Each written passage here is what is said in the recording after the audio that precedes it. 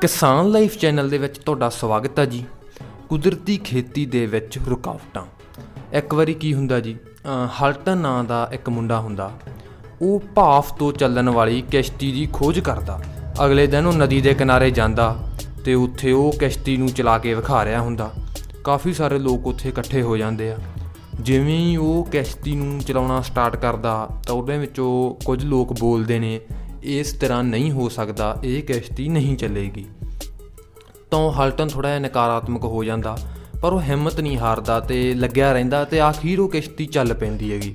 ਤਾਂ ਜਿਵੇਂ ਜਿਵੇਂ ਉਹ ਕਿਸ਼ਤੀ ਨਦੀ ਵੱਲ ਵੱਧਦੀ ਹੈਗੀ, ਉਵੇਂ ਉਵੇਂ ਉਹ ਜਿਹੜੇ ਲੋਕ ਨਕਾਰਾਤਮਕ ਹੁੰਦੇ ਆ ਉਹ ਕਹਿਣਾ ਸ਼ੁਰੂ ਕਰ ਦਿੰਦੇ ਨੇ ਵੀ ਇਹ ਕਿਸ਼ਤੀ ਹੁਣ ਨਹੀਂ ਰੁਕੇਗੀ ਅਤੇ ਇਹ ਇੱਕ ਬਹੁਤ ਹੀ ਵਧੀਆ ਖੋਜ ਹੈ। ਤਾਂ ਹੁਣ ਤੁਸੀਂ ਵੇਖੋ ਵੀ ਉਹ ਜਿਹੜੇ ਲੋਕ ਨਕਾਰਾਤਮਕ ਸੀਗੇ, ਹੁਣ ਉਹਨਾਂ ਦੀ ਸੋਚ ਸਕਾਰਾਤਮਕ ਹੋ ਗਈ ਅਤੇ ਉਹ ਹਲਟਨ ਦੇ ਹੁਣ ਪਿੱਛੇ ਲੱਗ ਗਏ। ਮਤਲਬ ਕਿ ਉਹ ਹੁਣ ਉਹਦੇ ਨਾਲ ਹੋ ਗਏ ਵੀ ਹਾਂ ਵੀ ਠੀਕ ਹੈ, ਇਹਦੀ ਖੋਜ ਬਹੁਤ ਵਧੀਆ ਹੈਗੀ। ਤਾਂ ਇਸੇ ਤਰ੍ਹਾਂ ਹੀ ਕੁਦਰਤੀ ਖੇਤੀ ਦੇ ਵਿੱਚ ਵੀ ਹੁੰਦਾ ਗਾ। ਜਦੋਂ ਆਪਾਂ ਕਰਦੇ ਹੈਗੇ ਇਹਨੂੰ ਸ਼ੁਰੂ, ਤਾਂ ਆਪਾਂ ਨੂੰ ਪਤਾ ਵੀ ਆਪਾਂ ਨੂੰ 1 2 3 4 ਜਾਂ ਇੰਨੇ ਕੁ ਸਾਲ ਲੱਗਦੇ ਹੈਗੇ। ਉਹ ਆਪਣੀ ਦਿਲਚਸਪੀ 'ਤੇ ਡਿਪੈਂਡ ਕਰਦਾ ਗਾ ਜੀ। ਤਾਂ ਉਨਾ ਚਿਰ ਆਪਾਂ ਨੂੰ ਲੱਗ ਜਾਂਦਾ 1 ਤੋਂ 3 ਸਾਲ ਤਜਰਬਾ ਲੈਣ ਦੇ ਲਈ, ਕਾਮਯਾਬੀ ਦੇ ਲਈ। ਤਾਂ ਉਨਾ ਚਿਰ ਜਿਹੜੇ ਆਪਣੇ ਆਸ-ਪਾਸ ਦੇ ਲੋਕ ਹੁੰਦੇ ਆ ਉਹ ਆਪਾਂ ਨੂੰ ਇੱਦਾਂ ਕੁਛ ਹੀ ਕਹਿੰਦੇ ਹੈਗੇ ਵੀ ਇਹ ਨਹੀਂ ਹੋਣਾ, ਆਪਾਂ ਨੂੰ ਇਹ ਛੱਡ ਦੇਣੀ ਚਾਹੀਦੀ ਹੈਗੀ। ਪਰ ਜੇਕਰ ਆਪਾਂ ਉਹ ਛੱਡ ਦਿੰਦੇ ਹਾਂ ਅਤੇ ਉਹਦਾ ਪਿੱਛੇ ਲੱਗ ਜਾਂਦੇ ਹਾਂ ਤਾਂ ਆਪਾਂ ਕਾਮਯਾਬ ਨਹੀਂ ਹੋਵਾਂਗੇ। ਅਤੇ ਜੇ ਆਪਾਂ ਕਰਾਂਗੇ ਤਾਂ ਆਪਾਂ ਕਾਮਯਾਬ ਹੋਵਾਂਗੇ।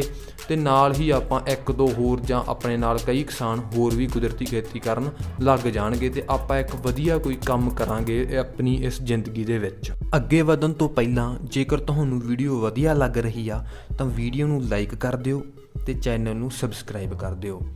ਜ਼ਿਆਦਾਤਰ ਲੋਕ ਜਦੋਂ ਕੋਈ ਵੀ ਨਵਾਂ ਕੰਮ ਸ਼ੁਰੂ ਕਰਦੇ ਨੇ ਤਾਂ ਉਹ ਇਹ ਸੋਚ ਨਾਲ ਕਰਦੇ ਨੇ ਕਿ ਉਹਨਾਂ ਨੂੰ ਇਸ ਨਵੇਂ ਕੰਮ ਦੇ ਵਿੱਚੋਂ ਪੁਰਾਣੇ ਕੰਮ ਦੇ ਨਾਲੋਂ ਜ਼ਿਆਦਾ ਫਾਇਦਾ ਹੋਵੇ ਅਤੇ ਉਹ ਉਸ ਵਿੱਚੋਂ ਜ਼ਿਆਦਾ ਪੈਸਾ ਕਮਾ ਸਕਣ।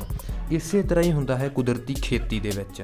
ਜ਼ਿਆਦਾਤਰ ਲੋਕ ਜਾਂ ਜਿਹੜੇ ਰਸਾਇਣਿਕ ਖੇਤੀ ਕਰ ਰਹੇ ਆ ਪਹਿਲਾਂ ਕਿਸਾਨ ਜਾਂ ਕੋਈ ਵੀ, ਜਦੋਂ ਕੁਦਰਤੀ ਖੇਤੀ ਦੇ ਵਿੱਚ ਆਉਂਦੇ ਆ ਤਾਂ ਉਹਨਾਂ ਨੂੰ ਇਹ ਹੁੰਦਾ ਕਿ ਉਹ ਇਸ ਵਿੱਚੋਂ ਜ਼ਿਆਦਾ ਪੈਸਾ ਕਮਾ ਸਕਣ ਅਤੇ ਉਹਨਾਂ ਨੂੰ ਇਸ ਵਿੱਚੋਂ ਜ਼ਿਆਦਾ ਫਾਇਦਾ ਹੋਵੇ। ਜ਼ਿਆਦਾਤਰ ਕਿਸਾਨਾਂ ਨੂੰ ਹੁੰਦਾ, ਪਰ ਸਾਰੇ ਕਿਸਾਨਾਂ ਨੂੰ ਨਹੀਂ। ਤਾਂ ਜ਼ਾਹਿਰ ਜੀ ਗੱਲ ਆ, ਜੇਕਰ ਉਹਨਾਂ ਨੂੰ ਇਸ ਵਿੱਚੋਂ ਜ਼ਿਆਦਾ ਫਾਇਦਾ ਲੈਣਾ ਹੈ ਤਾਂ ਉਹਨਾਂ ਨੂੰ ਜ਼ਿਆਦਾ ਫਸਲ ਉਗਾਉਣੀ ਪਵੇਗੀ ਅਤੇ ਜ਼ਿਆਦਾ ਮਾਤਰਾ ਦੇ ਵਿੱਚ ਕੁਦਰਤੀ ਖੇਤੀ ਸਟਾਰਟ ਕਰਨੀ ਪਵੇਗੀ। ਉਹਨਾਂ ਨੂੰ ਜ਼ਿਆਦਾ ਮਾਤਰਾ ਦੇ ਵਿੱਚ ਫਸਲਾਂ ਬੀਜਣੀਆਂ ਪੈਣਗੀਆਂ। ਤਾਂ ਕਰਕੇ ਉਹਨਾਂ ਨੂੰ ਕੋਲ ਜ਼ਿਆਦਾ ਸਮਾਨ ਹੋਊਗਾ ਅਤੇ ਸਮਾਨ ਜਦੋਂ ਵਿਕੂਗਾ ਅਤੇ ਉਹਨਾਂ ਨੂੰ ਜ਼ਿਆਦਾ ਪੈਸਾ ਆਊਗਾ ਉਹਨਾਂ ਕੋਲ ਅਤੇ ਉਹਨਾਂ ਨੂੰ ਫਾਇਦਾ ਹੋਊਗਾ। ਪਰ ਜ਼ਿਆਦਾਤਰ ਕਿਸਾਨਾਂ ਦੇ ਨਾ ਕਾਮਯਾਬ ਹੋਣ ਦੀ ਵਜ੍ਹਾ ਇਹੀ ਆ ਕਿ ਉਹ ਦੂਜਿਆਂ ਲਈ ਵੀ ਇਸ ਨੂੰ ਸ਼ੁਰੂ ਕਰ ਲੈਂਦੇ ਨੇ।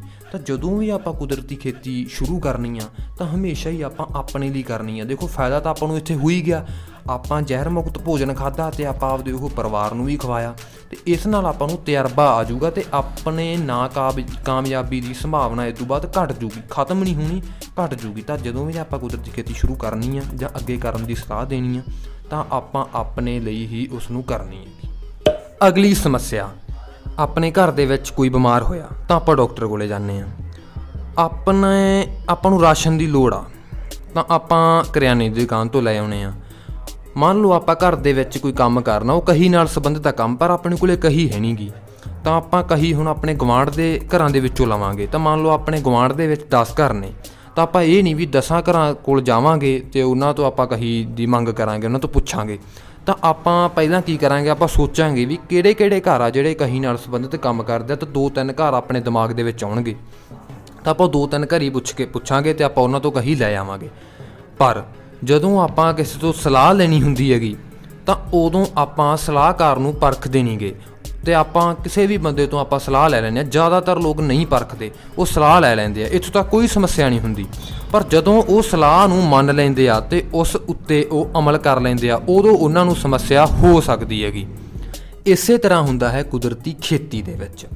ਜਦੋਂ ਕੋਈ ਕੁਦਰਤੀ ਖੇਤੀ ਸ਼ੁਰੂ ਕਰਨ ਬਾਰੇ ਸੋਚਦਾ ਤਾਂ ਪਹਿਲਾਂ ਉਸਨੂੰ ਚੰਗੇ ਸਲਾਹਕਾਰ ਦੀ ਲੋੜ ਹੁੰਦੀ ਹੈ, ਕਿਉਂਕਿ ਪਹਿਲਾਂ ਉਹ ਜਿਹੜਾ ਕਿਸਾਨ ਕੁਦਰਤੀ ਖੇਤੀ ਜਿਹਨੂੰ ਸ਼ੁਰੂ ਕਰਨੀ, ਉਹਨੂੰ ਨਹੀਂ ਪਤਾ ਹੁੰਦਾ ਵੀ ਕਿਵੇਂ ਕਰਨੀ ਹੈਗੀ। ਉਸ ਜਿਹੜਾ ਉਹਦਾ ਵਿਚਾਰ ਹੁੰਦਾ ਉਹ ਕਿਸੇ ਨਾਲ ਸਾਂਝਾ ਕਰਦਾ ਅਤੇ ਫਿਰ ਉਹ ਸ਼ੁਰੂ ਕਰਦਾ। ਤਾਂ ਉੱਥੇ ਆਪਾਂ ਨੂੰ ਇਹ ਲੋੜ ਹੈਗੀ ਵੀ ਜਿਹੜਾ ਆਪਣਾ ਸਲਾਹਕਾਰ ਹੋਵੇ ਉਹ ਵਧੀਆ ਹੋਵੇ। ਪਹਿਲਾਂ ਆਪਾਂ ਨੂੰ ਇਹ ਯਕੀਨੀ ਬਣਾਉਣਾ ਚਾਹੀਦਾ ਕਿ ਜਿਹੜਾ ਸਲਾਹਕਾਰ ਹੈਗਾ, ਜਦੋਂ ਆਪਾਂ ਸਲਾਹ ਲੈ ਰਹੇ ਹਾਂ, ਕਿ ਉਹ ਪਹਿਲਾਂ ਤੋਂ ਕੁਦਰਤੀ ਖੇਤੀ ਕਰ ਰਿਹਾ ਉਹਦਾ ਖੇਤ ਵੇਖਣਾ ਚਾਹੀਦਾ, ਕਿੰਨੇ ਟਾਈਮ ਤੋਂ ਉਹ ਕਰ ਰਿਹਾ ਅਤੇ ਅੱਜ ਉਹ ਕਿੰਨਾ ਕੁ ਕਾਮਯਾਬ ਹੈਗਾ। ਆਪਾਂ ਨੂੰ ਇਹ ਸਾਰੀਆਂ ਗੱਲਾਂ ਦਾ ਧਿਆਨ ਰੱਖਣਾ ਚਾਹੀਦਾ ਪਹਿਲਾਂ, ਉਸ ਤੋਂ ਸਲਾਹ ਲੈਣ ਤੋਂ ਪਹਿਲਾਂ, ਅਤੇ ਫਿਰ ਆਪਾਂ ਨੂੰ ਉਹ ਸਲਾਹ ਉਹਦੀ ਵਰਤਣੀ ਚਾਹੀਦੀ ਹੈਗੀ। ਪਰ ਇੱਥੇ ਇੱਕ ਸਮੱਸਿਆ ਆ ਜਾਂਦੀ ਹੈਗੀ। ਮੰਨ ਲਓ ਇੱਕ ਪਿੰਡ ਦੇ ਕਿਸਾਨ ਨੇ ਸੋਚਿਆ ਵੀ ਮੈਂ ਕੁਦਰਤੀ ਖੇਤੀ ਸ਼ੁਰੂ ਕਰਨੀ ਆ। ਹੁਣ ਕੁਦਰਤੀ ਖੇਤੀ ਕਰਨ ਵਾਲੇ ਕਿਸਾਨਾਂ ਦੀ ਗਿਣਤੀ ਅਜੇ ਘੱਟ ਆ, ਵੱਧ ਰਹੀ ਆ ਹੌਲੀ ਹੌਲੀ, ਅਤੇ ਮੰਨ ਲਓ ਪਿੰਡ ਦੇ ਵਿੱਚ ਕੋਈ ਕੁਦਰਤੀ ਖੇਤੀ ਕਰਨ ਵਾਲਾ ਕਿਸਾਨ ਹੀ ਹੈ ਨਹੀਂ ਗਾ, ਅਤੇ ਉਹ ਜਿਹੜਾ ਕਿਸਾਨ ਆ ਉਹਦੇ ਨਾਲ ਕੋਈ ਸੰਪਰਕ 'ਚ ਵੀ ਨਹੀਂ ਇਹੋ ਜਿਹਾ ਬੰਦਾ ਜਿਹੜਾ ਕੁਦਰਤੀ ਖੇਤੀ ਕਰਦਾ ਹੋਵੇ। ਤਾਂ ਇਸ ਸਕਰੀਨ 'ਤੇ ਤੁਹਾਨੂੰ ਇੱਕ ਨੰਬਰ ਦਿਖ ਰਿਹਾ ਹੋਵੇਗਾ, ਤਾਂ ਤੁਸੀਂ ਉਸ 'ਤੇ ਕਾਲ ਕਰ ਸਕਦੇ ਹੋ ਅਤੇ ਆਪਣੀ ਸਮੱਸਿਆ ਦਾ ਹੱਲ ਪ੍ਰਾਪਤ ਕਰ ਸਕਦੇ ਹੋ।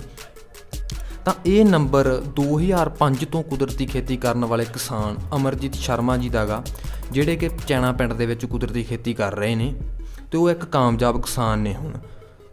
ਤਾਂ ਤੁਸੀਂ ਇਸ ਵੀਡੀਓ ਨੂੰ ਵੱਧ ਤੋਂ ਵੱਧ ਸ਼ੇਅਰ ਕਰੋ ਤਾਂ ਕਿ ਇਹ ਵੀਡੀਓ ਉਹਨਾਂ ਕੋਲੇ ਪਹੁੰਚ ਸਕੇ ਜਿਨ੍ਹਾਂ ਕੋਲੇ ਕੋਈ ਵਧੀਆ ਸਲਾਹਕਾਰ ਹੈ ਨਹੀਂ ਗਾ, ਅਤੇ ਉਹ ਵੀ ਕੁਦਰਤੀ ਖੇਤੀ ਦੇ ਵਿੱਚ ਆ ਸਕਣ। ਅਤੇ ਹੁਣ ਆਪਾਂ ਨੂੰ ਇਸ ਤੋਂ ਕਲੀਅਰ ਹੋ ਗਿਆ ਕਿ ਆਪਣਾ ਸਲਾਹਕਾਰ ਹੈ ਜਿਹੜਾ ਉਹ ਵਧੀਆ ਹੋਣਾ ਚਾਹੀਦਾ, ਸਿਰਫ ਕੁਦਰਤੀ ਖੇਤੀ ਦੇ ਵਿੱਚ ਹੀ ਨਹੀਂ, ਆਪਣੇ ਹੋਰ ਕੰਮਾਂ ਦੇ ਵਿੱਚ ਵੀ। ਅਗਲੀ ਸਮੱਸਿਆ, ਕੁਦਰਤੀ ਖੇਤੀ ਦੇ ਵਿੱਚ ਰਸਾਇਣਿਕ ਖੇਤੀ ਦੇ ਨਾਲੋਂ ਕੰਮ ਜ਼ਿਆਦਾ ਹੁੰਦਾ, ਆਪਾਂ ਨੂੰ ਜ਼ਿਆਦਾ ਕੰਮ ਹੱਥੀਂ ਕਰਨਾ ਪੈਂਦਾ।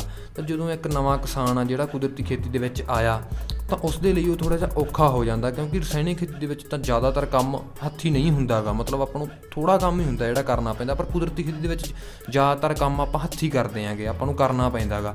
ਤਾਂ ਪਹਿਲੀ ਗੱਲ ਤਾਂ ਇਹ ਹੋ ਗਈ ਵੀ ਆਪਾਂ ਜਦੋਂ ਘੱਟ ਸਥਾਨ ਤੋਂ ਕੁਦਰਤੀ ਖੇਤੀ ਸ਼ੁਰੂ ਕਰਾਂਗੇ ਤਾਂ ਆਪਣਾ ਕੰਮ ਇੱਕ ਤਾਂ ਆਟੋਮੈਟਿਕ ਹੀ ਘੱਟ ਗਿਆ, ਆਪਾਂ ਨੂੰ ਥੋੜ੍ਹਾ ਕਰਨਾ ਪਊ। ਅਤੇ ਦੂਜੀ ਗੱਲ, ਆਪਾਂ ਓਨਾ ਹੀ ਕੰਮ ਕਰਨਾ ਗਾ ਜਿੰਨਾ ਆਪਾਂ ਖੁਸ਼ੀ ਨਾਲ ਕਰ ਸਕਦੇ ਹੋਈਏ, ਜੇ ਸੰਭਵ ਹੋਵੇ। ਮੰਨ ਲਓ ਹੁਣ ਜੇ ਕਈ ਵੇਲੇ ਤਾਂ ਆਪਣਾ ਇਹ ਵੀ ਆਪਾਂ ਪਾਣੀ ਲਗਾਉਣਾ ਗਾ ਫਸਲਾਂ ਨੂੰ, ਤਾਂ ਉਹ ਤਾਂ ਫਿਰ ਆਪਾਂ ਨੂੰ ਕਰਨਾ ਹੀ ਪੈਣਾ ਗਾ ਜੋ ਕਿ ਪੈਂਡਿੰਗ ਹੋਵੇ ਕੰਮ।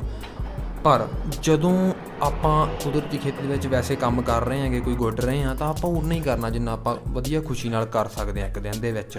ਕਿਉਂਕਿ ਜੇ ਆਪਾਂ ਜ਼ਿਆਦਾ ਕਰਾਂਗੇ, ਮੰਨ ਲਓ ਕੋਈ ਕੱਟ ਲੱਗ ਗਿਆ ਆਪਣੀ ਕੋਈ ਸਿਹਤ ਥੋੜ੍ਹੀ ਮੋਟੀ ਖਰਾਬ ਹੋ ਗਈ, ਅਗਲੇ 4-5 ਦਿਨ ਆਪਾਂ ਆ ਨਾ ਸਕੇ, ਤਾਂ ਉਹੀ ਆਪਣਾ ਫਿਰ ਨੁਕਸਾਨ ਹੋ ਜਾਊਗਾ। ਤਾਂ ਆਪਾਂ ਨੂੰ ਇਹ ਥੋੜ੍ਹਾ ਜਿਹਾ ਧਿਆਨ ਰੱਖਣਾ ਪਊਗਾ। ਤਾਂ ਅਗਲੀ ਗੱਲ ਉਹਨਾਂ ਲਈ ਜਿਨ੍ਹਾਂ ਨੂੰ ਥੋੜ੍ਹਾ ਸਮਾਂ ਹੋ ਗਿਆ ਕੁਦਰਤੀ ਖੇਤੀ ਦੇ ਵਿੱਚ, ਮਹੀਨਾ ਹੋ ਗਿਆ, 2 ਮਹੀਨੇ ਹੋ ਗਏ ਜਾਂ ਸਾਲ ਤੱਕ ਹੋ ਗਿਆ, ਉਹਨਾਂ ਨੇ ਜਦੋਂ ਵੀ ਅੱਗੇ ਕਿਸੇ ਨੂੰ ਸਲਾਹ ਦੇਣੀ ਹੈ, ਕਿਸੇ ਜਿਹੜਾ ਕਿ ਕੁਦਰਤੀ ਖੇਤੀ ਸ਼ੁਰੂ ਕਰਨਾ ਚਾਹੁੰਦਾ, ਤਾਂ ਉਹ ਇਹ ਕੋਸ਼ਿਸ਼ ਕਰਨ ਵੀ ਉਸ ਨੂੰ ਇਹੀ ਸਲਾਹ ਦੇਣ ਵੀ ਉਹ ਘੱਟ ਮਾਤਰਾ ਦੇ ਵਿੱਚ ਸ਼ੁਰੂ ਕਰੇ।